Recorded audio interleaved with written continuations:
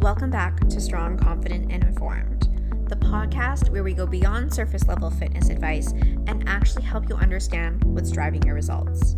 I'm Danielle Lemoyne, an online fitness coach who helps women build strength, lose fat, and most importantly, stay consistent without constantly starting over. I want to start today's episode with a sentence that I have heard countless of times over the years. I'm not a runner. Maybe you've even said it yourself. I'd love to run, but I'm just not a runner. Or maybe you've looked at someone out for a run and thought, good for them, I could never do that. And honestly, I used to think the exact same thing. If you had asked me 10 years ago if I'd ever sign up to run a half marathon, I probably would have laughed. Actually, if you asked me a year ago, I probably still would have laughed because for most of my life, I didn't see myself as a runner. I was somebody who lifted weights. I loved strength training. I do love strength training. I loved getting stronger. Running, that was cardio. Something you did to burn calories. Something I honestly didn't enjoy all that much. And I certainly didn't think it was my thing. Now, to be fair, I had run before. When I was in my early 20s, probably about 15 years ago now, I trained for my very first 5K. I remember crossing that finish line and feeling incredibly proud of myself. I had accomplished something I wasn't sure I could do. But after that, I stopped running. Not because I hated it. Life changed. My priorities changed. Running just wasn't part of my routine anymore. And honestly, I didn't really think much about it. Years went by. Strength training became my entire focus. Building muscle, learning nutrition, helping clients. That's where my passion was. Then last year, something shifted. I decided I wanted to run another 5K. Not because I had to, not because someone told me to. I just wanted to still see if I could. And after that 5K, I thought, why not try a 10K? So I did. That race was another reminder that I was capable of more than I thought. And then winter came. Running stopped again. Not intentionally, it just happened. The weather changed, my routine changed, and before I knew it, months had gone by without running. Fast forward to this year, I found myself signing up for something I honestly never imagined I'd do. A half marathon. 21.1 kilometers. And even saying that out loud still feels a little surreal. Because if you ask me, are you a runner? I don't know that I would have confidently answered yes. But somehow, there I was, building a training plan, scheduling long runs, learning about fueling, heart rate zones and recovery, mobility and cadence, learning about easy runs and tempo runs, all these things that I honestly never thought I'd care about. And somewhere in the middle of all that, I realized something. Maybe I've been asking the wrong question this whole time. Maybe the question isn't, am I a runner? Maybe the question is, am I willing to become one? I think one of the biggest reasons people never start running has nothing to do with running itself. It has everything to do with identity. We have this picture in our heads of what a runner looks like. They're fast, lean, they run without stopping, they have expensive shoes, they've done races, they know all the terminology. They make it look easy. And then we look at ourselves, we're out of breath. We have to stop and walk. Our pace feels slow. Everything feels awkward. So we think, see, I'm not a runner. But here's what I've come to realize. That's backwards. You don't become a runner and then start running. You start running and eventually you become a runner.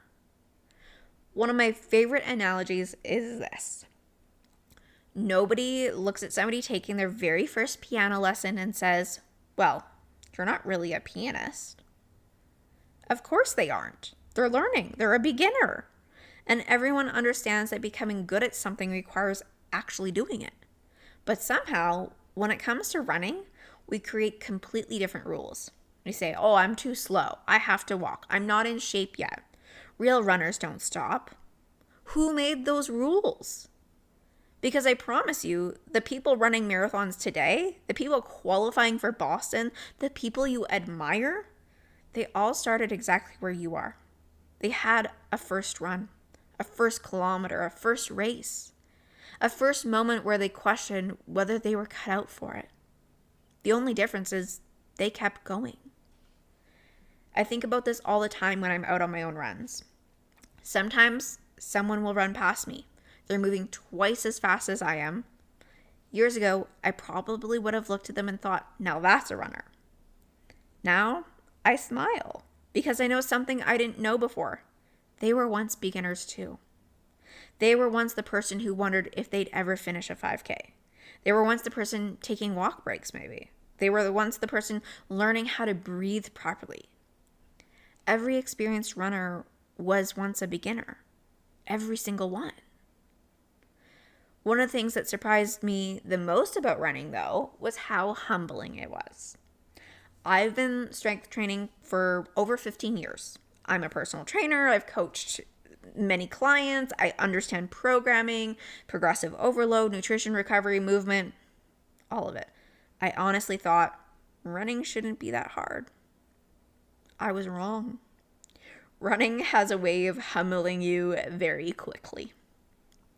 I remember paying attention to my heart rate for the first time, thinking, why is this so high? I'm barely moving. Then I started learning about easy runs, running slow enough that you could still hold a conversation. And honestly, it almost felt harder mentally than running fast. Because my ego wanted to push. I wanted to run faster, to prove I was fitter than my pace actually suggested. But the more I learned, the more I realized something. Easy running isn't easy because it's physically effortless. It's easy because it's teaching your body to build an aerobic base. It's teaching your heart, lungs, muscles, and connective tissues to become more efficient over time. And almost every top running coach teaches us. About 80% of your running should actually feel easy. Not because you're taking it easy, because that's how your body adapts best. That completely changed how I approached running. Then came the bumps in the road, and there were quite a few. I dealt with Achilles soreness, calf tightness, hip flexor discomfort, a stubborn blister that seemed like it would never go away, posterior knee and high hamstring pain after one of my longer runs. I started realizing that my pelvic floor needed attention too. There were days my body felt amazing, and there were days where something just felt off. Old me would have thought maybe running just isn't for me. Instead, I started asking different questions. What is my body trying to tell me? Do I need more recovery? Do I need more mobility, or do I need to fuel better? Do I need to maybe back off for a few days? Do I need to strengthen something? That mindset changed everything, because instead of seeing every setback as proof that I wasn't a runner, I started seeing them as part of becoming one. And honestly, I think that's a lesson that applies to so much more than running.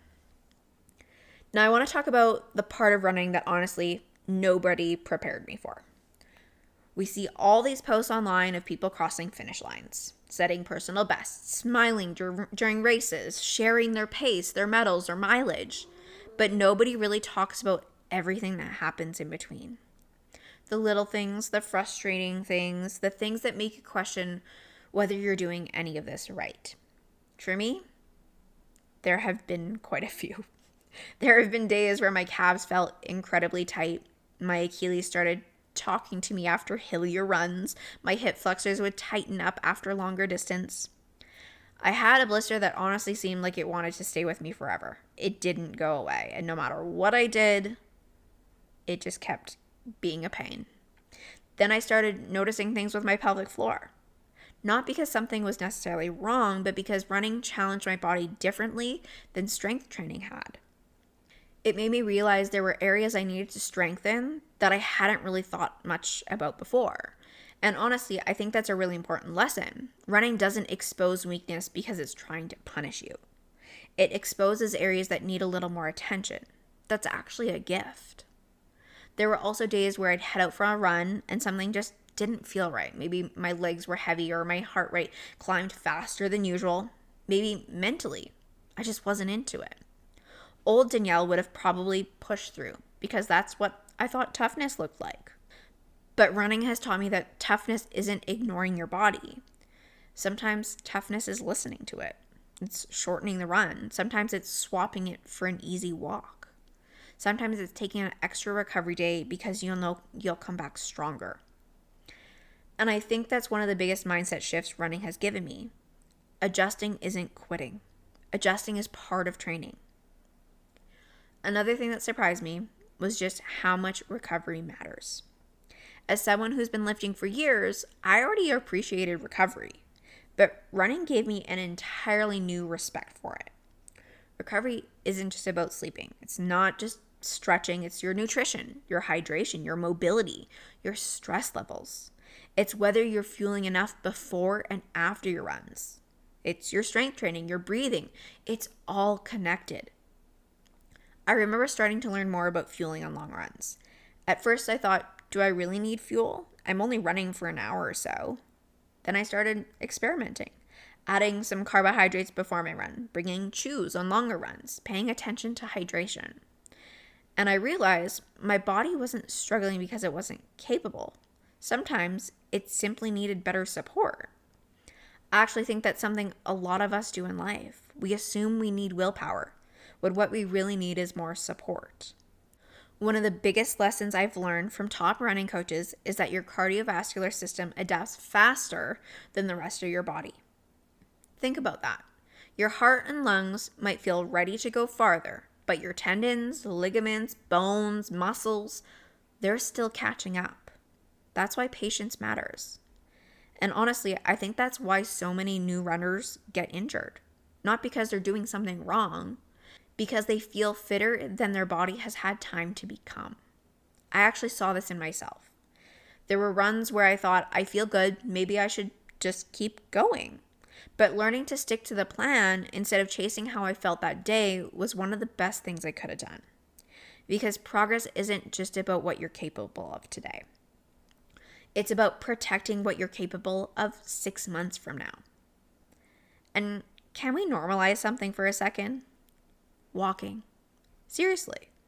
Can we stop acting like walking somehow means you failed? Because somewhere along the way, people decided that if you have to walk during a run, you aren't really running. I completely disagree. Walking is a strategy.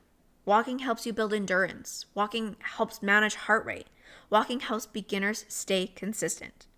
Walking allows you to keep moving instead of quitting altogether. If you're doing run-walk intervals, you're still training. You're still improving. You're still becoming a runner. So please, don't let your ego rob you of your progress.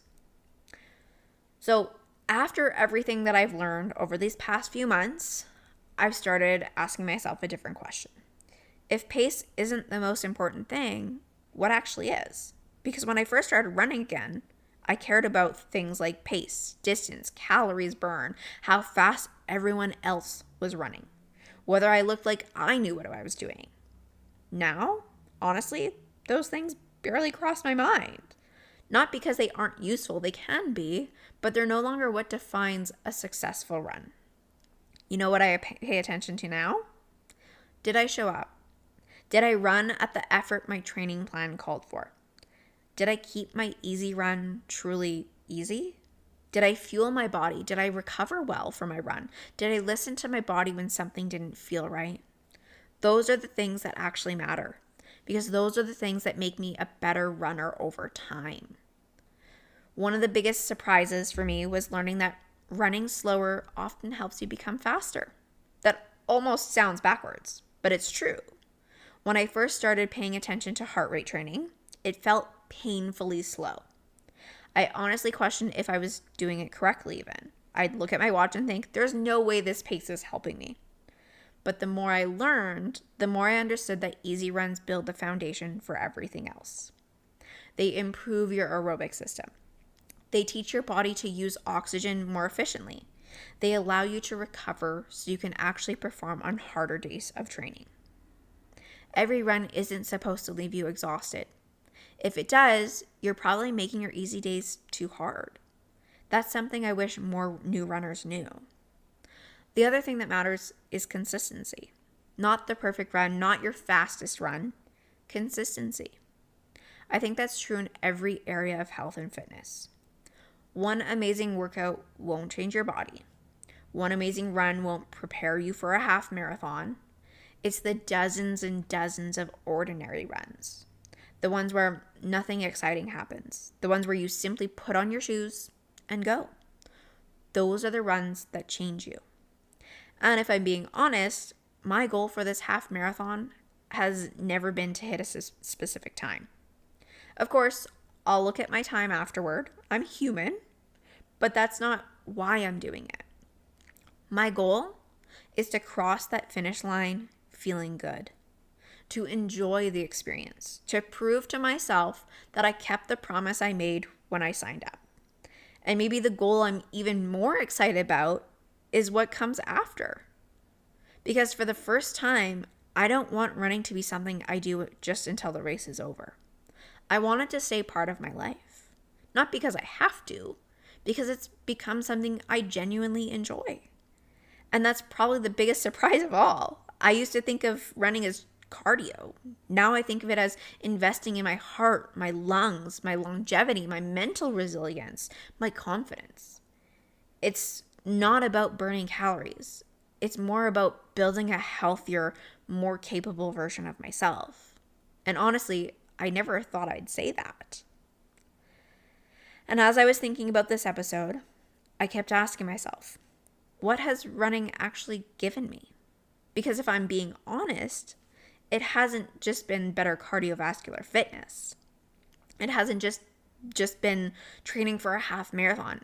It's changed the way I see myself. And I don't think I really expected that. The first thing running gave me was confidence. Not confidence because I suddenly became fast. Actually, I'm still a pretty average runner. There are people who pass me on almost every single run. There are people running twice my pace. There are people running ultra marathons while I'm still training for my first half marathon. But that's never really been the point. The confidence came from realizing I'm capable of more than I thought. Every time my training plan asked me to run farther than I had before, there was always that little voice in my head saying, can I actually do this? Then I'd finish, and suddenly my world got a little bit bigger. Not because the distance changed, because my belief in myself did. Running also taught me patience. And if you know me, I'm someone who likes to work hard. I like seeing progress. I like having a plan. Running doesn't really care about any of that. Running progresses on its own timeline. You can't rush tendon adaptation. You can't rush aerobic development. You can't force endurance to happen. It takes time, weeks, months, sometimes years. And honestly, I think that's one of the best lessons I've learned. Because we live in a world where everyone wants results immediately. Lose the weight, build the muscle, run the race as quickly as possible. Running constantly reminds me the goal isn't to get there as fast as you can. The goal is to keep showing up long enough to get there. Running also taught me how to be a beginner again. I think that's something we forget as adults. Once we become good at something, we stop wanting to feel uncomfortable. We stop wanting to look inexperienced. We stop wanting to ask questions. But growth almost always starts with being willing to be bad at something first. There were plenty of runs where I questioned myself. Am I running too slow? Too fast? Is my form okay? Why does this hurt? Am I breathing properly? Should my heart rate really be this high? I had so many questions. And instead of pretending I knew everything, I learned. I listened, I adjusted, and honestly, I think that's made me a better coach too. Because now when one of my clients starts something new, I understand that feeling even more. I understand what it's like to question yourself, to feel awkward, to wonder if you're doing it right, to have those setbacks, to feel frustrated. I'm living it too. Maybe not with strength training anymore, but definitely with running. And I actually think that's made me more empathetic because I'm not coaching from memory. I'm coaching from experience. Running has also taught me to separate effort from outcome. There have been runs where I felt incredible. There have also been runs where I felt awful. Runs where I questioned everything, where I couldn't wait to be done. Runs where I had to adjust because my body needed something different. but every one of those runs still counted. Not because they were perfect, because I showed up. That's something I hope every listener takes away from this. A workout doesn't have to be your best workout to be worthwhile. A run doesn't have to be your fastest run to matter. Sometimes the biggest win is simply that you kept the promise you made to yourself. And maybe my favorite lesson of all, running has reminded me that doing hard things doesn't always have to feel hard forever. I used to dread longer distances. Now they're becoming something I actually look forward to. Not because they're easy, because I enjoy seeing what I'm capable of doing. That's a really cool feeling. So, after everything we've talked about today, I want to leave you with one final thought. Maybe after listening to this episode, you still don't want to become a runner. And honestly, that's completely okay. This episode was never about convincing you to go sign up for a race. It wasn't about convincing you that everyone needs to run, because I don't believe that. There are so many incredible ways to move your body. Strength training, swimming, cycling, hiking, walking, yoga. The list goes on. Movement should fit your life, not someone else's. This episode was really about something much bigger. It's about giving yourself permission to start before you feel qualified. Because I think so many of us wait. We wait until we're fitter, until we're lighter, we're stronger, until we're more confident, until we know what we're doing. But life doesn't work that way. Confidence comes after action.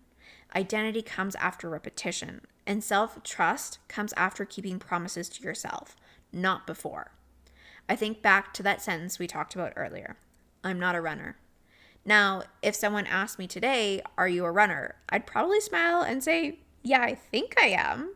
Not because I've finished a half marathon yet, not because I'm fast, or not because I never walk, not because I know everything about running.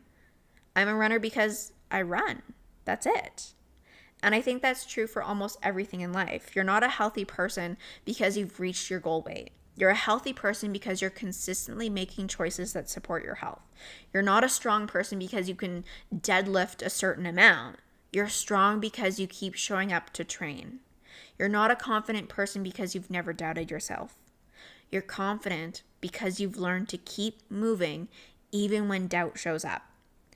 Identity isn't something you earn at the finish line. It's something you build one decision at a time. I want to finish with one of my favorite analogies from today's episode. Nobody looks at someone taking their very first piano lesson and says, well, you're not a pianist. We understand that becoming good at something requires actually doing it. So why do we create different rules for ourselves? Why do we think we have to already be a runner before we're allowed to run? It doesn't make any sense. Every experienced runner started exactly where you are. Every single one. So if you've been thinking about trying running, this is your permission. Not to be perfect, not to run fast, not to run without walking, just to begin. Start with 1 minute. Walk when you need to. Slow down more than you think you should. Focus on consistency instead of speed. And let yourself be a beginner. Because beginners become runners. Not overnight, but one run at a time. Now, if someone asked me today, Danielle, are you a runner? Honestly, I'd probably pause. Because if I'm being completely honest with you, I still don't always feel like one. I still have runs that humble me. I still have days where I don't want to go. I still have moments where I question whether I'm doing this whole thing right. I still have those little aches and pains that make me adjust my training. I still have easy runs that don't feel very easy. So no, I don't always feel like a runner. But here's what I do know. I keep putting on my shoes. I keep showing up. I keep following my training plan, and I keep learning and I keep improving. And maybe that's actually what being a runner is. Not someone who never struggles, not someone who's fast, not somebody who never walks, just someone who keeps showing up. Maybe one day I'll confidently call myself a runner. Maybe I won't. But honestly, I'm okay with that because I've stopped chasing the label and just started enjoying the process. And maybe that's the biggest lesson running has taught me. It wasn't really about becoming a runner. It was about becoming someone who's willing to start before she feels ready. someone who's willing to be a beginner, someone who's willing to trust the process, who's willing to do hard things. Not because they're easy, but because they're meaningful. If you had told me a year ago that I'd be training for my very first half marathon, I honestly don't think I would have believed you. Now, I'm less interested in asking, can I do it? And more interested in asking, what else am I capable of? I hope this episode reminds you to ask yourself that same question. Because whatever your version of running is, whether it's lifting weights, starting a business, learning a new skill, or simply taking better care of yourself, don't wait until you feel like that person. Become that person by showing up. One day, one workout, one run, one choice at a time. Thank you so much for spending this time with me today. If this episode resonated with you, I'd love for you to share it with someone who's been telling themselves, I'm not a runner. They might just need to hear that they don't have to become a runner first. They simply have to be willing to begin. And as always, I'll talk to you in